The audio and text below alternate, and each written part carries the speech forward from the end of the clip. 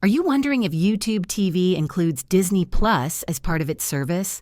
In this video, I'm going to break it all down for you and explain whether these two platforms are connected.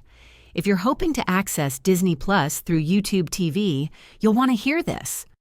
Unfortunately, YouTube TV does not include Disney Plus in its channel lineup or package options.